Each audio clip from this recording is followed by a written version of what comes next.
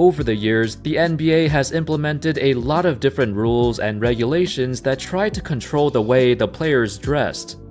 From the older dress codes to the more modern ones, the commissioners have always tried to create an image of the league that they wanted to see. However, most of those dress codes apply to players off the court, during press interviews or post-game conferences. In this video, we're going to take a look at 8 forbidden items or accessories that are banned on the NBA court. How's it going, folks? My name's Andy, and without further ado, let's begin. Number 8. The Air Jordan 1 and the Nike Airship. Throughout the beginning of NBA history, when players started to partner with shoe companies to sign their own deals, everything was going on smoothly. For the most part, there was no controversy. That is, until Michael Jordan entered the scene. In 1984, Jordan introduced his first signature shoe, the Nike Air Jordan 1. This is what they looked like, predominantly red and black. However, this saga is still shrouded in mystery. Over the years, sneakerheads have assumed that it was actually the Nike Airship that got banned. Regardless, the NBA League office did not like this color scheme, because apparently it broke a previous rule that stated, a player must wear shoes that not only matched their uniforms, but matched the shoes worn by their teammates. The issue was, most of his teammates wore lighter colored shoes, mostly white or gray.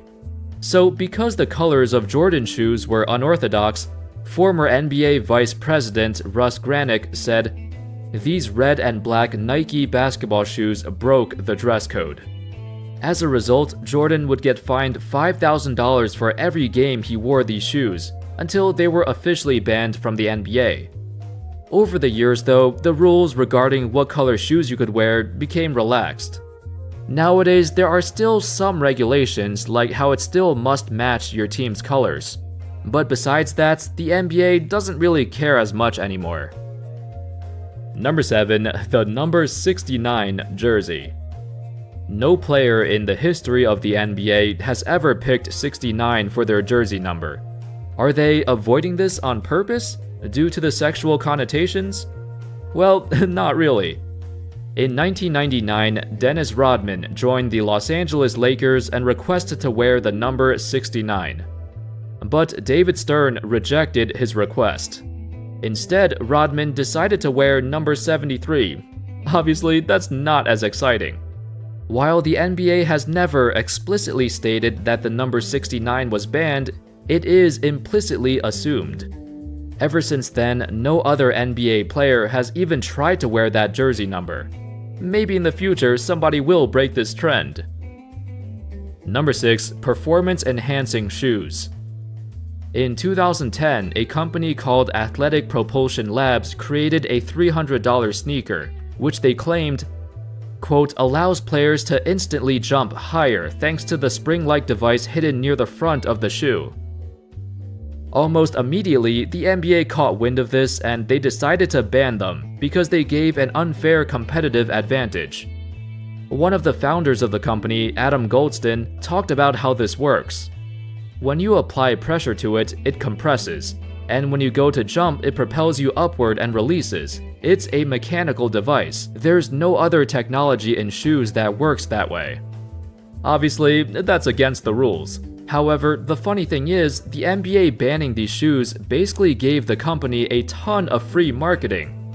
Most players, most fans around the country have never even heard of these shoes before.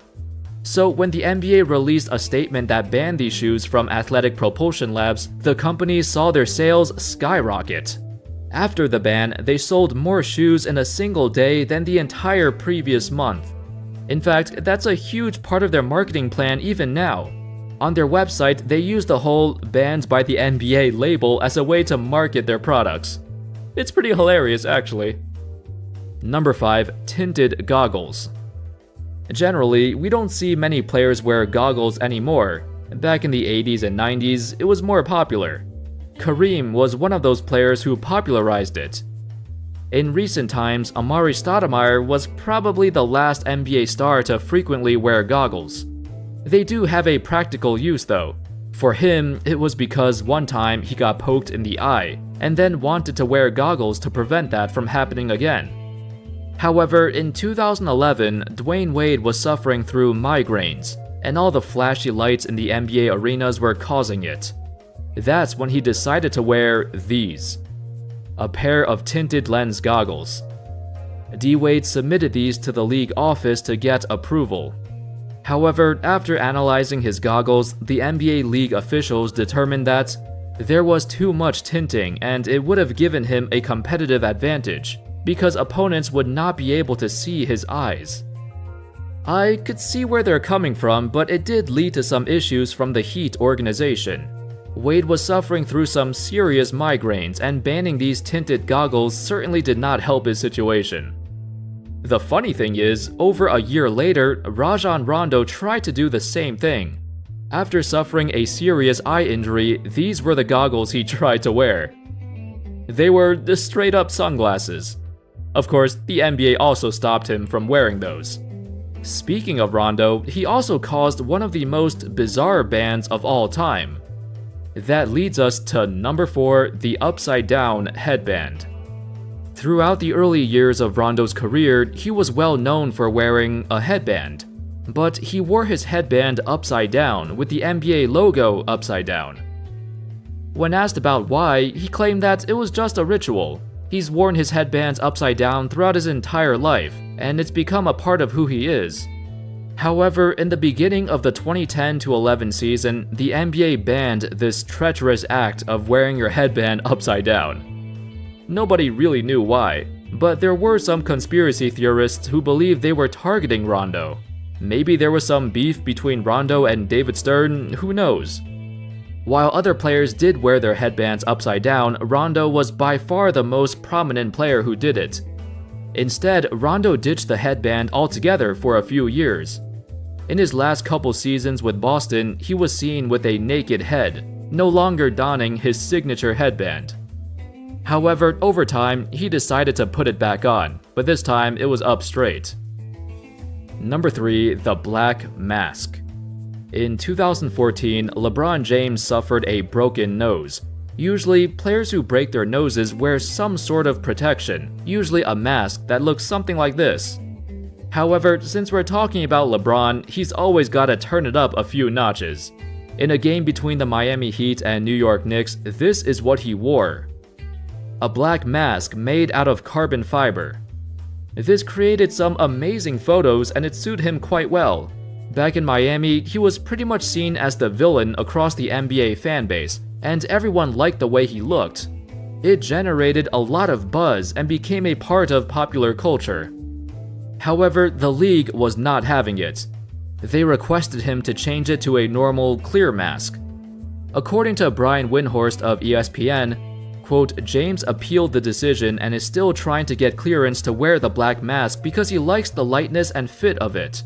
He also said he liked the style and how it matched the Heat's black throwback uniforms. His appeal would fail. Additionally, other players like Kyrie Irving and Kobe Bryant both wore black masks before, but they were also asked to change to a clear mask.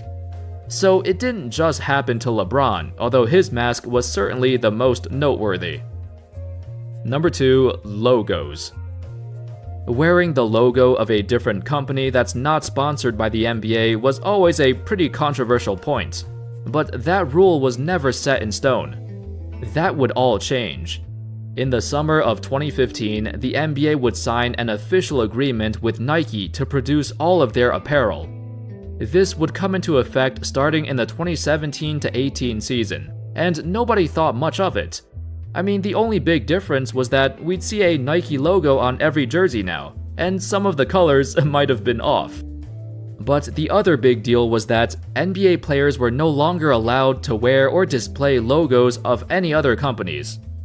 The first notable case happened in December of 2017, where Kelly Oubre wore a Supreme sleeve. During halftime of a game, he was asked to take it off. Another incident happened a year later. In October of 2018, J.R. Smith was told by NBA officials that he must cover up all of his tattoos of corporate brands. He has a large tattoo of the Supreme logo. and the NBA told him that he would be fined if he did not cover it up. Lonzo Ball would also be forced to cover up his big baller brand tattoo, so his tattoo artist turned it into some weird-looking dice. This complete banning of corporate logos outside of Nike drew in a lot of controversy, because players believed it was forcing them to limit their creativity and that it was promoting censorship. And finally, number 1, karate headbands. As of this video, this is the latest ban the NBA has implemented. Throughout the 2018-19 season, we saw the rise in popularity of the karate-style headband. It's very common to see them in tennis as well, as Roger Federer and Rafael Nadal wear similar headbands. In the NBA, now it became popular among star players like Jimmy Butler, Jrue Holiday, Russell Westbrook, plus a lot more. Unfortunately, the NBA was like, we can't have these Naruto-looking asses running around like ninjas. So they were banned. The official statement said that it was due to safety concerns. I guess they were scared that the back of the headbands were hanging out and it could be pulled and cause a whiplash. Since basketball is a contact sport, it is a bit more dangerous to be running around wearing those compared to tennis. Anyway, that's all folks. Those were 8 items or accessories that are banned from the NBA. Let me know your thoughts in the comment section. Do you think some of these were unjustified or unreasonable? I certainly think some of them are. Thank you everybody so much for watching. I hope y'all enjoyed the video, and as always, I'll see you next time. Peace.